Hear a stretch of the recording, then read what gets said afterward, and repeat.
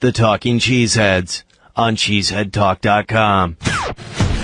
So what are the 5 things that we must be looking for in tomorrow night's preseason game number 2 against the St. Louis Rams? If you're a Packer fan, we'll get to that in just a minute because it's crucial. Very, very crucial.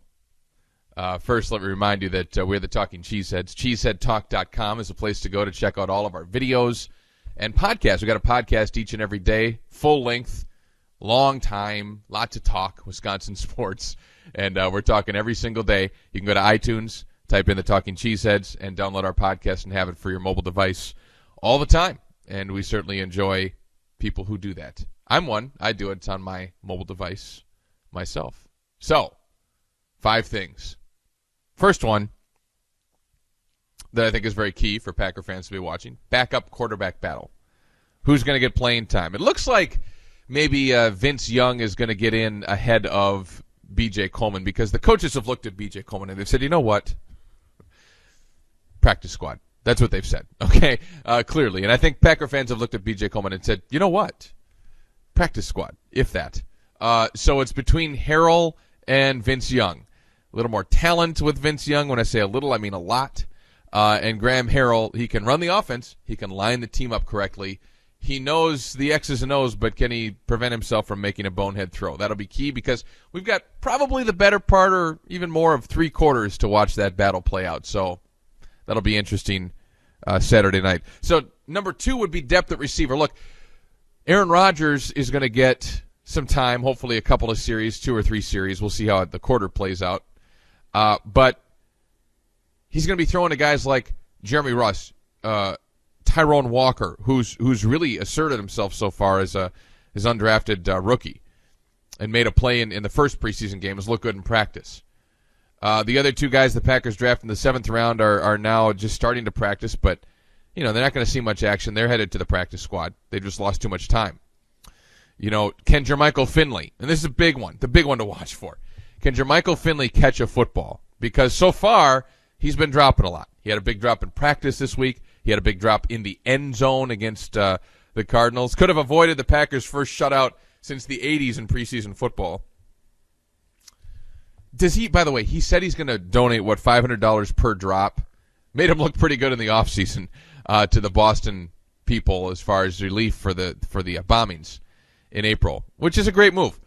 I think you should count the preseason, really, because he could have donated like $1,500 already. I mean, that'd be really nice of him. And at least you'd be getting something other than worry and consternation out of Jermichael Finley drops. So receivers, including Finley.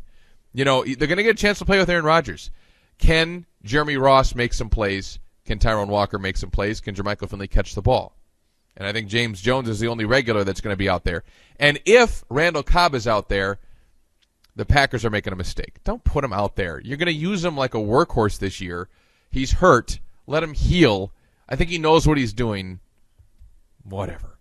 The third most important thing to watch for Saturday night's preseason game, how good looking are the Rams cheerleaders this year? Okay, now, I might address the cheerleader issue in pretty much every road game the Packers play this year, with the exception of the road games where there's no cheerleaders. But the Rams have cheerleaders, okay?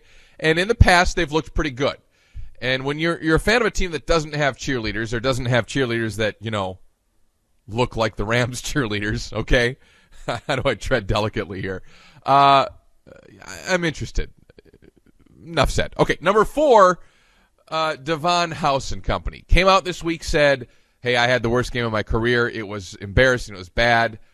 We all saw it. Devon House had a lot of issues where his jockstrap was left on the Lambeau Field turf for big plays. I'm willing to give him certainly another chance. I think he's going to get a big look. You've still got your 2 starting corners down with injury. Can the Packers secondary show some depth? Much like the receivers. Can somebody step up and give us some confidence that there's some depth here? How about the secondary? Same thing. Will Devon House step up and play better?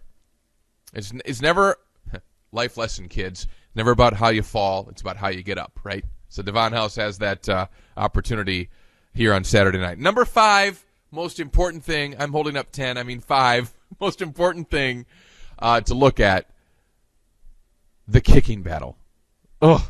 Talked about it this week on the podcast. I hope that on every series the Packers kick a field goal or get a chance to kick a field goal, and that Mason Crosby and Giorgio Trevecchio get a chance to kick a field goal. And let's see now, this is where you really need to hash it out.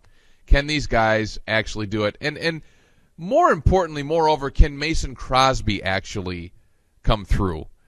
And even if he does, I still think it's a long road before he's got any of my trust or, relaxation when he comes into the ball game.